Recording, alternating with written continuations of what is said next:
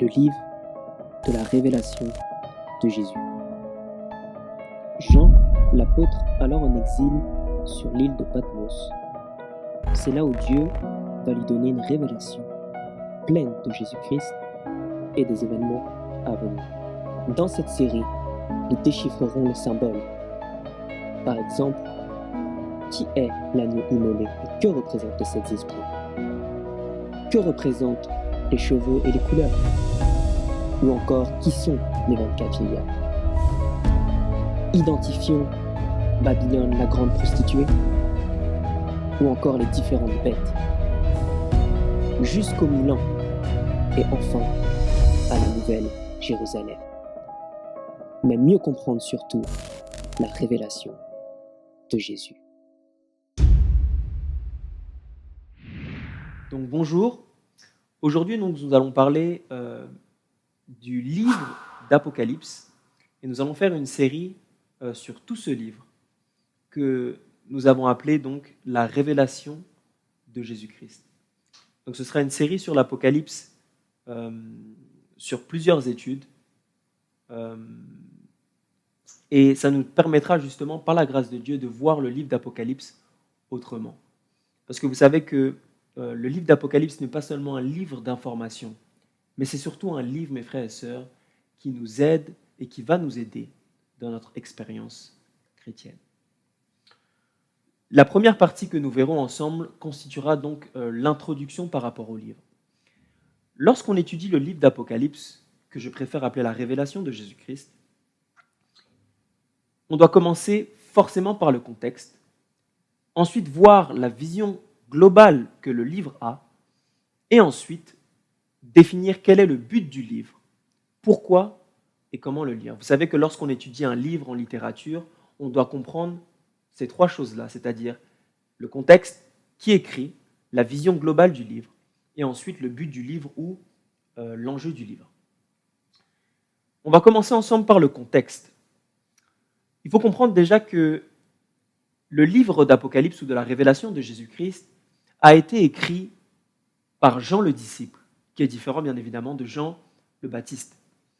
Et on sait que Jean a écrit ce livre sur l'île de Patmos. Pour ceux et celles qui sont curieux, vous allez voir que l'île de Patmos, c'était une île qui était à peu près située à 50 km de Éphèse. Donc c'était une île qui était complètement isolée. Patmos, dans l'histoire, c'était un peu l'Alcatraz de l'Empire romain, où la plupart des criminels étaient envoyés en exil. Et Jean le Baptiste, justement, a été envoyé là-bas en exil. Et j'aime ce que dit Tertullien, qui est un écrivain, et qui d'ailleurs était converti au christianisme à peu près au IIe siècle. Il va dire ceci: Jean a été plongé dans l'huile brûlante sans être blessé, et ensuite banni dans une île. Donc qu'est-ce qu'essaye de nous dire cet écrivain? Il est en train de nous dire simplement que Jean a été persécuté, mais que Dieu, par sa grâce et sa miséricorde, a préservé le disciple et il a été banni sur une île qui est bien évidemment donc l'île de Patmos. Et ça concorde exactement, mes frères et sœurs, à ce que Ellen White dit c'est le livre en anglais, Actes des Apôtres, la page 570, elle va dire ceci: Jean a été jeté dans un chaudron d'huile bouillante, mais le Seigneur a préservé la vie de son fidèle serviteur, comme il a préservé les trois Hébreux dans la fournaise ardente. Donc on voit déjà une corrélation ici entre ce que dit Ellen White et l'histoire. Puisque Ellen White, nous savons dans la Bible, était une prophétesse, et on voit encore une fois que ses écrits sont confirmés par l'histoire. Et il est intéressant, mes frères et sœurs, de noter d'abord sur le contexte que c'est dans l'affliction et lorsque Jean a été banni que Dieu lui a donné une pleine révélation de Jésus-Christ. Maintenant, mes frères et sœurs, une fois qu'on a déblayé le contexte, il nous faut comprendre la vision globale du livre d'Apocalypse. Comment le livre d'Apocalypse, mes frères et sœurs, est-il découpé? Parce que bien souvent, on voit le livre d'Apocalypse comme un livre hyper compliqué. Mais on va voir dans cette série d'études que Dieu, mes frères et sœurs, est un Dieu qui est un grand architecte. Et que lorsqu'il met un livre en place, il essaye de nous révéler, mes frères et sœurs, le plan de la rédemption pour que ça nous emmène à une expérience pratico-pratique dans notre vie. Déjà, pour commencer, je vous invite à aller dans Révélation de Jésus-Christ, le chapitre 1, et on va lire ensemble les premiers versets. Et on va essayer ici, par la grâce de Dieu, de comprendre comment lire ce merveilleux livre, mes frères et sœurs. Révélation de Jésus-Christ, le chapitre 1. On va lire ensemble. Révélation de Jésus-Christ que Dieu lui a donnée pour montrer à ses esclaves les choses qui doivent arriver bientôt. J'ai oublié de vous mentionner, mes frères et sœurs, qu'ici, je suis en train de lire dans la version Darby. Pourquoi ? Parce qu'on va voir ensemble que la version Darby, mes frères et sœurs, c'est une version qui est très proche de l'hébreu et du grec. À mon sens, c'est même la version la plus proche de l'hébreu et du grec français, qui se rapproche le plus d'ailleurs de la King James en anglais, qui est aujourd'hui la plus proche de l'hébreu et du grec, c'est-à-dire des textes originaux. Et j'aimerais que vous prêtiez attention dans la version Darby, puisqu'il y a un mot qui n'a pas été traduit dans la Louis II et qui donne un sens sur comment lire ce merveilleux livre. Je vais vous lire donc dans la version Darby. Révélation de Jésus-Christ que Dieu lui a donnée pour montrer à ses esclaves les choses qui doivent arriver bientôt. Et il l'a signifié en l'envoyant par son ange à son esclave Jean, qui a rendu témoignage de la parole de Dieu et du témoignage de Jésus-Christ, de toutes les choses qu'il a vues. Le verset 3, « Bienheureux celui qui lit et ceux qui entendent la parole de la prophétie et qui gardent les choses qui sont écrites, car le temps est proche. » Si vous avez remarqué, pour ceux qui veulent comparer par exemple la Louis II avec la Darby, il y a un mot ici que vous n'avez pas dans la Louis II. Et c'est le mot « il l'a signifié ». Et c'est un mot, mes frères et sœurs, qui change tout concernant le livre. Puisque le mot « signifié » en grec signifie « symbolique ». Donc on voit d'entrée de jeu, mes frères et sœurs, sur comment lire le livre de la révélation de Jésus-Christ. Dieu est en train de nous dire que le livre d'Apocalypse, déjà, c'est un livre qui est majoritairement symbolique. Donc lorsque vous voyez par exemple des bêtes, lorsque vous voyez par exemple un dragon, lorsque vous voyez par exemple cette trompette, etc., la plupart du temps, mes frères et sœurs, dans ce livre, vous devez comprendre que vous devez prendre ces choses-là comme étant des symboles qu'il faut bien évidemment, par la grâce de Dieu, décoder. Maintenant, une vision globale du livre qui peut vous aider à mieux étudier le livre, c'est que le livre est découpé en plusieurs parties. De Apocalypse 1 à Apocalypse 3, vous avez les épisodes des 7 églises qu'on va étudier par la grâce de Dieu. De Apocalypse 4 à Apocalypse 7, vous avez ce qu'on appelle les 7 sceaux. De Apocalypse 8 à Apocalypse 11, vous avez ensuite les 7 trompettes.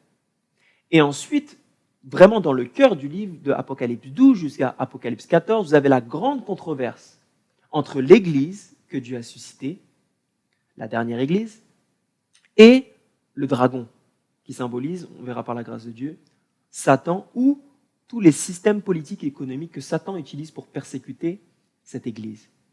Ensuite, de Apocalypse 15 jusqu'à Apocalypse 18, vous avez le jugement contre Babylone, la grande.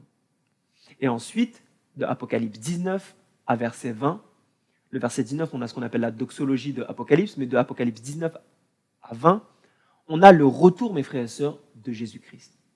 Et enfin, le livre se termine par une merveilleuse nouvelle. De Apocalypse 21 jusqu'à Apocalypse 22, on a la nouvelle Jérusalem et la nouvelle terre. Et pour ceux d'ailleurs qui veulent aller plus loin, vous allez voir que le livre d'Apocalypse est découpé un peu d'un prologue jusqu'à un épilogue. C'est-à-dire qu'en fait, le livre, c'est toute une série d'événements qui sont d'ailleurs cohérents les uns et les autres. Par exemple, vous allez sûrement avoir ce PPT que je vais vous afficher. De Apocalypse 1 jusqu'à Apocalypse 8, vous avez ce qu'on appelle le prologue. C'est-à-dire, c'est l'introduction au livre. Ensuite, on a les 7 églises, comme on a dit. Ensuite, on a les 7 sceaux. Ensuite, on a les 7 trompettes. jusqu'à Apocalypse 8. Et vous avez une deuxième scène qui arrive. La scène qu'on a dit tout à l'heure, la scène du conflit cosmique, où de Apocalypse 12, vous avez la femme et le serpent. Le chapitre 13, vous avez la bête de la mer. Ensuite, la suite, la bête de la terre. Et ensuite, on sait que dans Apocalypse 14, on a les 144 000. Et ensuite, on a le message des 3 anges qui préparent justement Apocalypse 15, la récolte. Et ensuite, on a la mer de glace aussi dans Apocalypse 15. Et ensuite, on a les 7 plaies. À la suite de quoi, on a encore une autre scène. On a la scène maintenant, non pas du début du conflit cosmique comme on l'a vu, mais la scène de la fin du conflit cosmique.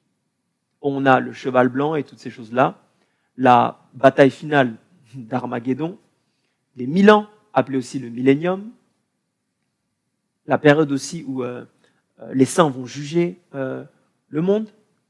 On a l'apparition du trône blanc, du jugement des morts, et toutes ces choses-là jusqu'à Apocalypse 20. Et enfin, on a la dernière scène, la description de la nouvelle Jérusalem, et enfin, dans Apocalypse 22, ce que j'appelle l'épilogue. Bon, vous avez tout ça qui est affiché. C'est simplement pour avoir une vision globale du livre, parce que parfois, on a l'impression que c'est compliqué, pourtant c'est un livre qui est vraiment très très bien découpé par la grâce de Dieu. Ensuite, mes frères et sœurs, il nous faut comprendre, maintenant qu'on a compris le contexte, maintenant qu'on a compris aussi, mes frères et sœurs, la vision un petit peu globale du livre, maintenant pour moi c'est le plus important, il faut comprendre le but du livre. Et pour comprendre le but du livre, d'abord, le premier point, c'est que c'est lié au contexte. Parce que le but du livre est d'abord intimement lié à celui qui l'écrit. Celui qui écrit, mes frères et sœurs, c'est Jean le disciple, pardon. Jean le disciple, mes frères et sœurs, dans la Bible est appelé le bien-aimé. Lorsque vous étudiez les 4 évangiles, Jean était celui qui avait une plus grande compréhension de l'amour de Jésus-Christ. C'était d'ailleurs, rappelez-vous, le disciple qui s'est couché sur le sein de Jésus-Christ. Mais on oublie, mes frères et sœurs, que Jean était un fils de Zébédée. Un fils, mes frères et sœurs, du tonnerre. Mais c'est à lui que Dieu a choisi pour donner une révélation complète. On va voir ensemble du plan de la rédemption. On voit ici déjà un premier point. C'est que parce que c'est Jean qui écrit, on devrait d'abord présupposer que ce livre devrait nous parler non pas d'un Dieu qui fait peur, mais d'un Dieu qui est rempli d'amour. Et c'est exactement ce que le texte dit dès le début d'Apocalypse. On va lire Révélation de Jésus-Christ, le chapitre 1, et on va relire ensemble maintenant d'une manière microscopique et détaillée. Révélation de Jésus-Christ dans la Louis II, que Dieu lui a donnée pour montrer à ses serviteurs les choses qui doivent arriver bientôt, et qu'il a fait connaître par l'envoi de son ange, ensuite à son serviteur Jean, lequel a attesté de la parole de Dieu et le témoignage de Jésus-Christ de tout ce qu'il a vu. Le verset 3, on l'a lu ensemble. Heureux celui qui lit et ceux qui entendent les paroles de la prophétie et qui gardent les choses qui y sont écrites, car le temps est proche. On voit ici, mes frères et sœurs, 3 points dans les premiers versets d'Apocalypse. Le premier point déjà, et le livre commence comme ça, on nous dit révélation de Jésus-Christ. Ce qui veut dire, mes frères et sœurs, concernant le but du livre, le premier but du livre, c'est que ce livre-là doit révéler qui? Jésus-Christ, et non la bête ou le pape ou Babylone. Le livre d'Apocalypse, mes frères et sœurs, c'est un livre qui devrait nous révéler les charmes qui étaient en Jésus-Christ. Et si nous ne voyons pas comme ça, d'ailleurs, le livre d'Apocalypse, c'est que peut-être nous n'avons pas encore vu cette révélation sur Jésus-Christ. Vous comprenez, mes frères et sœurs, que Jésus-Christ est le centre de tout le livre d'Apocalypse. Mais il est aussi le centre des Écritures, mais plus précisément aussi le centre de notre vie. J'aime ce que disait William Warren Prescott, qui est un des pionniers de l'Église adventiste, dans son livre Doctrine du Christ, un livre que je vous recommande fortement. William Warren Prescott. Il va dire ceci dans son livre Doctrine du Christ. Christ est le centre de toutes les Écritures, comme il est le centre de tous les objectifs et de tous les conseils de Dieu. Il va dire les 4 évangiles prennent la vie et la gloire morale du Fils de l'homme et il la place à côté de l'image du Messie, telle qu'elle est esquissée par les prophètes, l'historique à côté du prophétique, et il montre à quel point les deux matchent. Qu'est-ce que Warren Prescott ici est en train de dire, qui était un homme, mes frères et sœurs, je le rappelle, un de nos pionniers, c'était un homme inspiré, mes frères et sœurs. Il avait compris quelque chose sur Jésus-Christ. Lorsque, ici, il parle de la messianité de Christ, et en même temps du caractère moral de celui-ci, Warren est tout simplement ici en train de mettre un lien entre les prophéties et le centre qui est Jésus-Christ. Ce qui veut dire, mes frères et sœurs, qu'il existe un lien qui est inséparable entre les deux. Vous ne pouvez pas parler des prophéties sans mettre Christ au centre, mes frères et sœurs. Et vous ne pouvez pas parler simplement de Jésus-Christ sans parler du temps prophétique dans lequel on est. Les deux, mes frères et sœurs, sont inséparables. Et ça nous emmène d'ailleurs à notre deuxième point, puisque le but du livre n'est pas simplement de révéler Jésus-Christ, mais le verset 1 nous dit quoi? Pour montrer à ses serviteurs les choses qui doivent arriver bientôt. On parle de quoi ici, mes frères et sœurs? Des prophéties.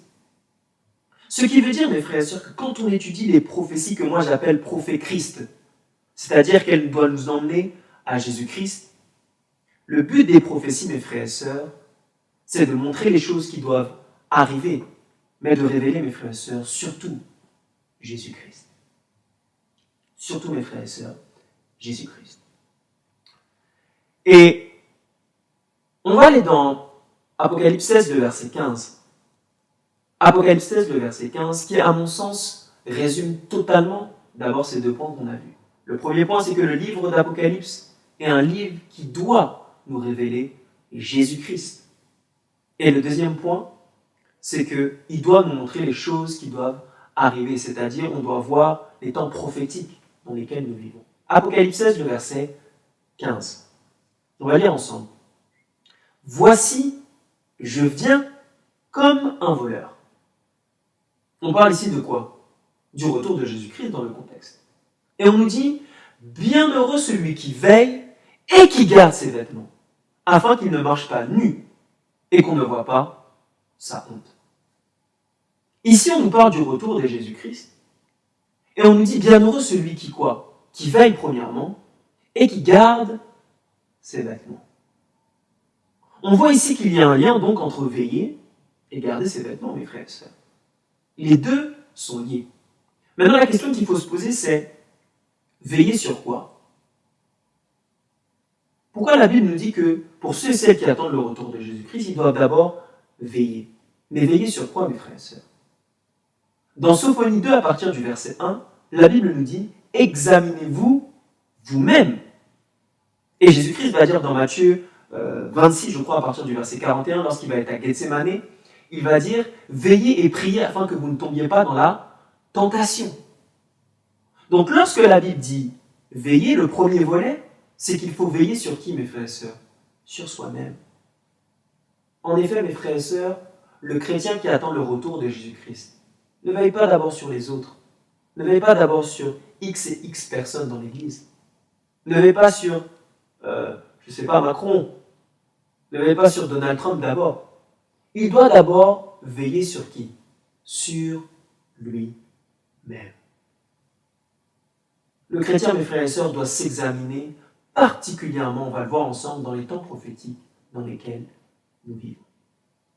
Un chrétien, mes frères et sœurs, qui veille sur lui-même, n'a pas le temps, mes frères et sœurs, d'être dans du commérage ou des choses comme ça. Pourquoi? Parce qu'il est en train de regarder, d'examiner sa vie pour voir si elle est en accord avec Jésus-Christ. Le deuxième point, mes frères et sœurs, c'est que nous ne devons pas veiller que sur nous-mêmes. Parce qu'on l'a vu ensemble, le livre d'Apocalypse aussi nous révèle les temps qui doivent venir ou qui sont déjà arrivés. Ce qui veut dire qu'on doit pas seulement veiller sur nous-mêmes, mais qu'on doit aussi veiller sur les signes de l'avènement de Jésus-Christ. Donc on doit regarder, mes frères et sœurs, et on doit se tenir au fait de l'actualité, et les comparer avec ce qui se passe bibliquement pour connaître, non pas, mes frères et sœurs, la date de l'avènement de Jésus-Christ, puisque la Bible nous dit qu'il vient comme un voleur. C'est le message, mes frères et sœurs, de l'Évangile. Il n'y a pas de date sur l'avènement de Jésus-Christ. Il y a seulement des événements qui nous permettent de veiller sur les signes de son avènement. Mais la raison pour laquelle nous devons veiller sur ces signes, quelle est cette raison, mes frères et sœurs? Justement, dans Apocalypse 16, le verset 15, la Bible nous répond. Nous devons veiller sur nous-mêmes et veiller sur les signes de son avènement pour que cela nous impacte à garder nos vêtements. Et oui, mes frères et sœurs, on voit ici un lien entre les prophéties et garder ses vêtements. On sait que les vêtements dans la Bible, dans Job 29 à partir du verset 14, et dans plusieurs textes, mais notamment dans celui-là c'est le plus direct, Job va dire « Je me revêtais de la justice et je lui servais de vêtements ». Répété dans Éphésiens 4 aussi à partir du verset 24, où Paul nous invite à être renouvelés dans l'esprit de notre intelligence et à revêtir l'homme nouveau. Revêtir, vêtements, l'homme nouveau. Créé selon Dieu dans une justice et une sainteté qui produit donc la vérité. Donc le vêtement symbolise la justice de Christ que vous et moi nous ne pourrons pas avoir de nous-mêmes, mais que nous avons besoin de réclamer à Jésus-Christ. Donc on voit ici un lien étroit entre la prophétie et la justice de Christ. Donc le but des prophéties, mes frères et sœurs, est de diriger, non pas vers un état de sentimentalisme, dans un état de peur et de panique, mais justement vers la seule préparation qui vous permettra de garder ce vêtement. Et vous savez, mes frères et sœurs, que c'est exactement ce que Paul va dire d'une manière directe. Dans Romains 6, le verset 16.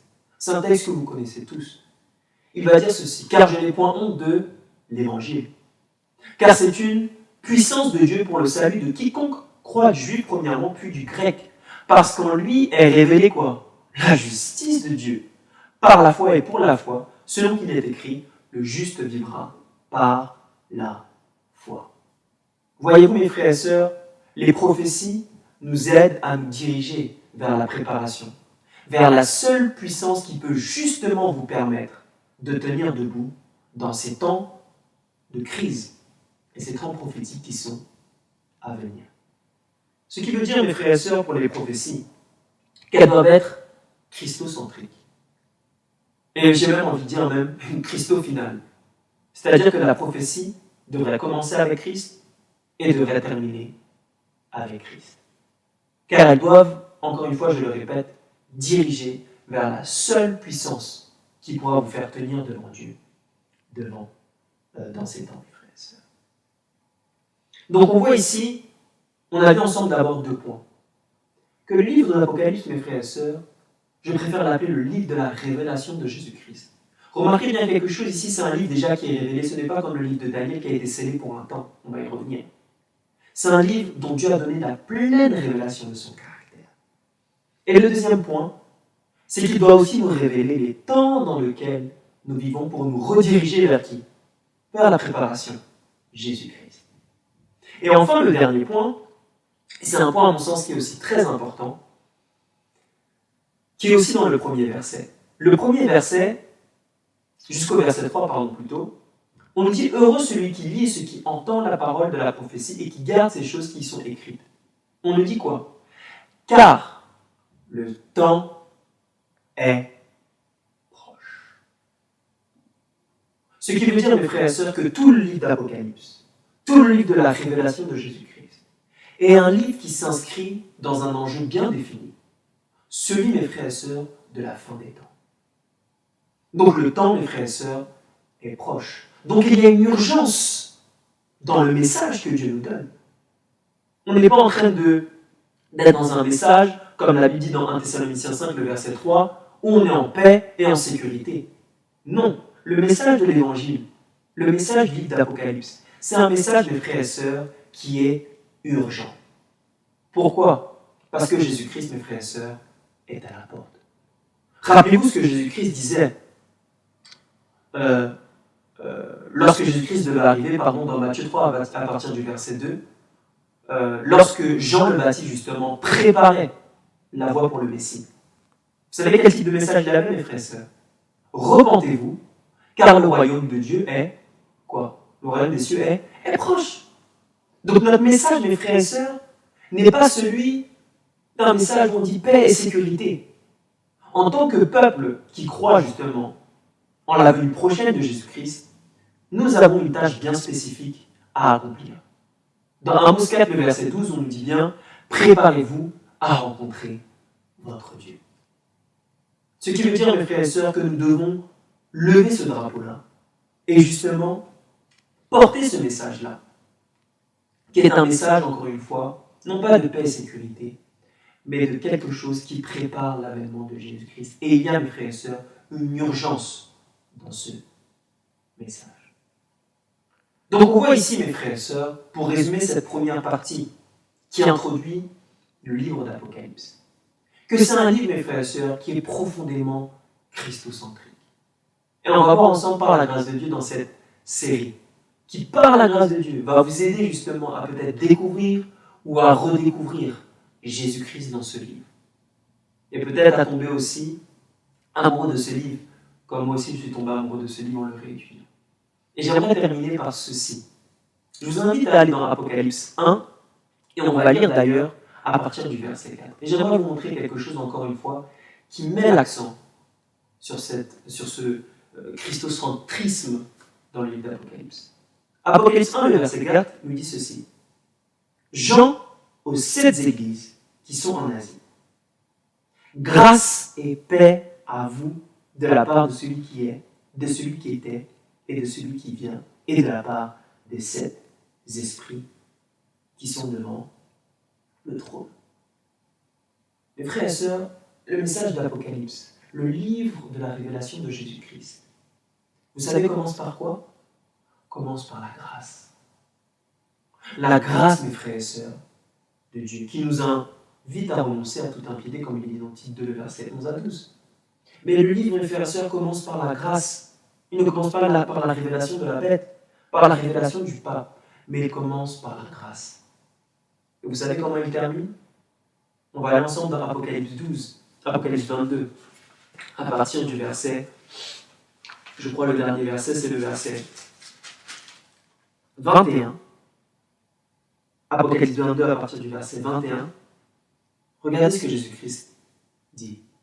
Que la grâce du Seigneur Jésus-Christ soit avec tous les saints. Voyez-vous, mes frères et sœurs, le livre d'Apocalypse commence par la grâce et termine par la grâce.